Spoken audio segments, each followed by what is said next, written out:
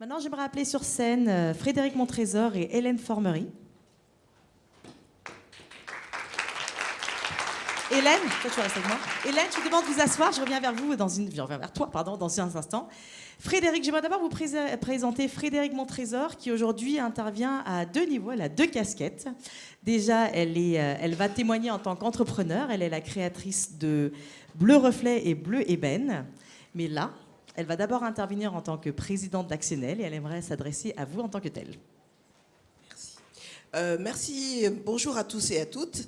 Merci d'être présent à ce forum. Donc encore merci à Sia parce que c'était vraiment très vibrant comme chose. Juste un petit mot avant de commencer. Oh, petit, j'avais dit que je ne dirais pas le mot petit. Je déteste ce mot. Surtout pas petit, mais ambitieux. Donc je voulais juste dire un grand merci à la Fédération bancaire française qui chaque année nous permet de faire ce forum. Et je laisse après la main à Alice. C'était juste pour les remercier vraiment parce que sans eux, on ne pourrait pas faire ce forum et on ne pourrait pas avancer sur, en tout cas, notre vision. Merci. Merci à toi, Frédéric. Alors, tu peux t'asseoir. Donc, on va passer à notre première micro-table ronde avec vous deux. Donc, Hélène, je ne t'ai pas encore présentée. Tu es la directrice de la création et de l'entrepreneuriat chez BPI France. Tout à fait. Bienvenue. Alors, pour vous deux, le thème sera aujourd'hui entrepreneur et cash. Où en sommes-nous ? Donc, j'aimerais qu'on commence par un état des lieux de l'entrepreneuriat féminin et sa relation à l'argent. Quelle est votre vision actuelle ? Quelle est la situation actuelle ? Je démarre sur l'entrepreneuriat féminin déjà, et déjà du coup sur l'entrepreneuriat au sens large. En fait, ce qu'on constate aujourd'hui, c'est qu'on a une dynamique entrepreneuriale très forte depuis 2019. En fait, on a une courbe exponentielle qui a démarré en 2019, liée notamment à la création du statut des auto-entrepreneurs. Et là où on pensait que le Covid pourrait freiner un peu cette dynamique, en fait, ça l'a renforcée. J'ai pas forcément, et je pense que c'est pas forcément le lieu de se dire pourquoi est-ce que le Covid a renforcé l'envie d'entreprendre. En tout cas, c'est ce qu'on constate dans les chiffres. Et cette croissance, elle a continué jusqu'en 2022, où on a dépassé du coup le seuil de 1 million d'entreprises créées en France. Ce qu'on constate sur 2023, même si les chiffres sont pas encore arrêtés, c'est que ça freine un peu quand même. Ça freine un peu. Je crois que les problématiques de conjoncture économique et conflits mondiaux ont freiné un peu la dynamique entrepreneuriale. On voit aussi qu'il y a un certain nombre de sinistres, et je ne veux pas casser le moral, mais il y a quand même un certain nombre de sinistres d'entreprises qui commencent à s'élever aussi. Donc ça, c'est pour vous redonner un peu le schéma de l'entrepreneuriat en France. Et donc je vais venir sur le sujet qui nous intéresse, l'entrepreneuriat féminin. Donc il n'a pas bougé. Il n'a pas bougé en part relative. Donc en fait, on est toujours à 30%. Donc sur la totalité des entreprises qui se créent, il y a 30% de chefs d'entreprise qui sont des femmes. Donc ça a augmenté puisque ça a suivi la courbe. Heureusement, c'est pas resté aux 30% de 2019, mais ça n'a pas réussi à augmenter malgré les politiques publiques qui sont mises en place. Et puis malgré tout ce qu'on peut faire aujourd'hui pour aider les femmes à se lancer et se lancer notamment sur des projets, on va dire, ambitieux. Parce que ce qu'on constate aussi, c'est qu'on est à 30%. Mais si on regarde la part des micro-entreprises, là, le taux des femmes qui créent augmente, il passe à 40%. Et si on analyse comme ça le type de création d'entreprise par taille de chiffre d'affaires, en fait, ce qu'on constate, c'est que plus la taille de l'entreprise augmente, plus la part de l'entrepreneuriat féminin diminue. Et si on regarde les choses sur les projets de reprise d'entreprise, là, c'est encore moins bon parce que les femmes, elles arrivent seulement à 13%. Donc il y a un gros sujet. Il y a un gros sujet sur la reprise d'entreprise, alors qu'aujourd'hui, c'est en fait le vecteur le plus dynamique justement sur la création d'entreprise. Si on se le dit rapidement, c'est parce que reprise, ça fait peur à l'ensemble des porteurs de projets, mais ça fait peur parce qu'il faut reprendre tout le passif de l'entreprise, notamment les salariés, et que ça signifie qu'il y a un chèque à faire qui est plus important que sur une création, où on peut démarrer doucement, voir comment ça marche, et puis lancer sa croissance au fur et à mesure. Donc une fois que je vous ai dit ça, soit je laisse parler un peu Frédéric, soit j'enchaîne sur l'argent. Alors moi je vais faire aussi un état des lieux. Donc j'ai regardé un peu par rapport au baromètre infogreffe. Donc en effet on est toujours en 30%. Mais ce qui est intéressant c'est qu'il y a 70% des femmes qui souhaitent se lancer, créer sur leur entreprise. Mais il n'y a que 6% qui se lancent. Donc ça veut dire que être accompagné, justement quand on a cette envie, c'est aussi important. Donc voilà, avoir des réseaux féminins sur lesquels s'appuyer pour se lancer, c'est important puisque ça permettrait de convertir, en tout cas peut-être doubler ces 6%.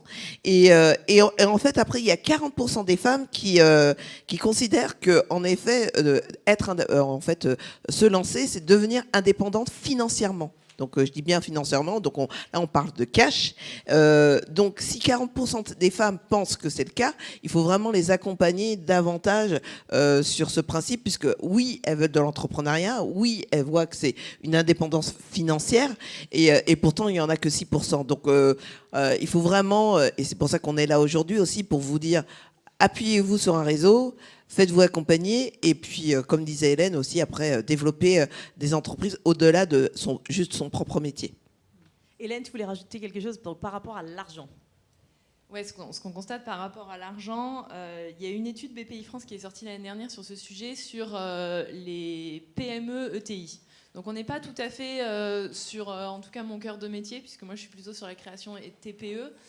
Et sur la création TPE, ce qu'on constate, c'est qu'il y a quand même un certain nombre de freins que les femmes se posent elles-mêmes sur l'accès au financement.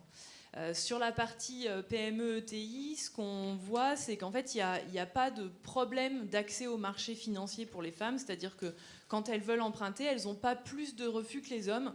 Au contraire, même quand on creuse un peu, on s'aperçoit que les projets portés par des femmes, ils ont plutôt tendance à rassurer les banquiers. Les femmes sont plus prudentes et donc du coup, les projets sont moins risqués. C'est-à-dire qu'il va moins y avoir de défaillance d'entreprise quand c'est une femme qui est à la tête de l'entreprise que quand c'est un homme.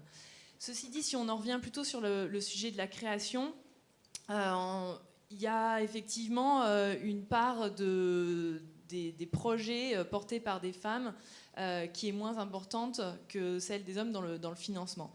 Et si on regarde les réseaux d'accompagnement, comme Frédéric en a parlé, qui financent les projets de création, que nous on connaît bien puisque ce sont nos partenaires, je vais en citer 4. Je vais en citer 4 et je vais détailler un petit peu, comme ça vous aurez aussi connaissance de ces réseaux d'accompagnement, de ce qu'ils font, de ces réseaux de financement. Donc il y a l'ADI qui va financer par du microcrédit ce qu'on dit les plus petits projets, c'est-à-dire que les projets qui sont le plus loin possible de l'accès au financement bancaire. Et l'ADI, elle est autour de 45% de femmes qui sont financées. Donc c'est pas mal. C'est pas encore 50%, mais c'est pas mal. Après, on va regarder France Active. France Active, eux, ils font de la garantie bancaire. Donc, en fait, ils viennent apporter leur garantie à la banque pour l'assurer dans son projet. Et ce qu'ils font, c'est qu'ils ont développé depuis plusieurs années une garantie, justement, pour les femmes qui créent leur entreprise. Et donc, cette garantie, elle va intervenir à hauteur de 80% sur le prêt de la banque. Donc ça, c'est assez intéressant, ça rassure la banque. Et là, du coup, France Active, ils sont à 50% en taux. Donc ils financent autant de femmes que d'hommes. On est sur des projets, alors il y a deux types de projets, soit c'est des petites TPE, soit on est sur des projets dits de l'économie sociale, donc des projets qui ont un impact social, environnemental assez fort, dans lequel on retrouve une part de femmes aussi assez importante également. Ensuite, je vais vous parler d'Initiative France, donc qui va financer des projets plus TPE, PME. Et là, on est autour de 40% de femmes. Et puis, je vais parler du dernier réseau, qui est le réseau Entreprendre, qui, eux, finance des projets plus gros. C'est-à-dire qu'il faut, à minima, commencer avec 5 salariés. Et là, le taux des femmes chute. On n'est plus qu'à 20%. Donc voilà, pour vous illustrer que effectivement, il y a des freins qui sont constatés chez les femmes pour se dire qu'elles peuvent lancer leur projet sans forcément aller chercher du financement. Je m'arrête là, je viendrai peut-être plutôt sur les solutions après. On va déjà revenir sur votre ambition commune, parce qu'en fait, on n'a que 15 minutes ensemble, donc ça va être compliqué. Donc Frédéric, je m'adresse à toi pour le coup, pour continuer. Si vous êtes assis aujourd'hui à la même table, c'est que vous avez une ambition commune, donc la BPI et Actionnel. Quelle est cette ambition? Parle-nous de ça. Alors, depuis maintenant 1 an et demi, nous faisons, Actionnel fait partie de CapCréa, qui est en fait un regroupement de 27 réseaux nationaux qui a pour ambition d'accompagner les chefs d'entreprise et surtout les créateurs d'entreprises et a pour ambition en 2030 de doubler en tout cas le nombre de créateurs d'entreprises. Et donc justement, c'est la BPI qui a porter ce projet, même si après les 27, dans les 26 réseaux se sont mis en accord, et on travaille tous les mois à vraiment mettre des belles choses qui vont arriver, vous allez le voir bientôt, en place pour mieux accompagner et surtout mieux orienter les créateurs d'entreprises et surtout leur permettre d'accéder beaucoup plus facilement aussi au financement. Est-ce qu'éventuellement, est-ce qu'on peut faire d'une pierre deux coups et tu peux nous parler donc des solutions à travers CapCréa? Est-ce que c'est possible? Ouais, on peut essayer de faire les deux. C'est pas tout à fait à travers CapCréa parce que c'est plus ancien que CapCréa, mais en fait, on a signé un accord cadre avec l'État et avec certaines banques, justement pour lever les freins à l'entrepreneuriat féminin. Donc, ça va être permettre un accès à l'offre d'accompagnement et de financement plus facile, permettre un accès donc à ce financement, mettre en réseau l'écosystème. Et puis venir gommer ces biais de genre qu'on va retrouver notamment dans l'accompagnement, donc auprès de tous ceux qui vous accompagnent quand vous avez un projet aujourd'hui. Donc c'est les conseillers des réseaux d'accompagnement, c'est les conseillers bancaires, c'est également les conseillers Pôle emploi. Et tous ceux, en fait, toutes ces personnes, inconsciemment, quand elles reçoivent une femme qui a un projet, elles ont des stéréotypes de genre, c'est ce qu'on appelle ça comme ça, qui vont se dire « Ah oui, donc c'est une femme, donc elle va avoir des enfants, donc en fait elle va avoir moins de temps, donc son projet il va être plus long à démarrer, ou il va être plus petit, donc en fait je vais mettre moins d'argent. » Ou en tout cas, si elle a fait cette démarche intellectuelle et qu'elle me demande que 20 000 alors qu'en fait elle pourrait avoir 100 000, je ne vais pas lui dire et on va la laisser partir comme ça. Et donc on voudrait justement à travers cet accord cadre et à travers la déclinaison au niveau régional, je suis trop longue. C'est super intéressant. Et à travers cette déclinaison au niveau régional, on voudrait pouvoir former, pouvoir informer donc, tous les conseillers pour que justement, quand une femme vient leur présenter leur projet, ils s'assurent que l'ambition qui est portée dans ce projet n'est pas freinée par le fait que ce soit une femme qui porte le projet. Voilà, donc il y a beaucoup de travail là-dessus et c'est aussi quelque chose qu'on travaille au sein de CapCréa avec le collectif. Sois rassurée, c'était hyper important de le dire. Moi, juste pour revenir sur CapCréa, est-ce que toutes les deux, vous pouvez nous expliquer comment fonctionne ce réseau et quelle est votre vision sur 5 ans par rapport à ce réseau? Alors donc le réseau, comme on disait, on se réunit une fois par mois. On a plusieurs chantiers. Par exemple, là, on avait un chantier sur la cartographie, comment mettre chaque réseau, je dirais, sur un parcours précis pour mieux, en fait, accompagner, orienter, en effet, l'entrepreneur. Et donc, à chaque fois, c'est un chantier qui est fini. On se donne des objectifs aussi. Voilà, par exemple, là, on s'était... pour le BIC de sortir notre coq, le propre coq qu'on allait donner à nos ambassadrices ou ambassadeurs. Après, le prochain chantier, ça va être justement tout l'annuaire qu'on a quasiment fini, qui va être après deuxième chantier. Et en fait, on avance comme ça petit à petit. Et là, va venir bientôt le site internet où on pourra nous trouver, où dès qu'on pourra rentrer, on pourra se dire moi, je recherche tel type de formation, je recherche tel type de financement. Voilà où je pourrais être orienté. Et en fait, les 27 réseaux sont là pour pouvoir se dire, voilà, je peux prendre rendez-vous et aller dans ce réseau, dans ma région, au plus proche. Et donc, pour terminer, où est-ce que vous aimeriez être dans 5 ans? Parce que je crois qu'il y a une grande vision CapCréa sur 5 ans. L'ambition, c'est que vraiment, c'est de doubler le nombre de chefs, en tout cas, je dis chefs d'entreprise, mais oui, j'espère chefs d'entreprise, en tout cas, d'entrepreneurs, de créateurs d'ici 5 ans. Voilà, c'est vraiment notre objectif. Et c'est vrai que ça va être... donc, ça fait à peu près 1 million, c'est ça qu'on avait dit, 1 million de personnes accompagnées.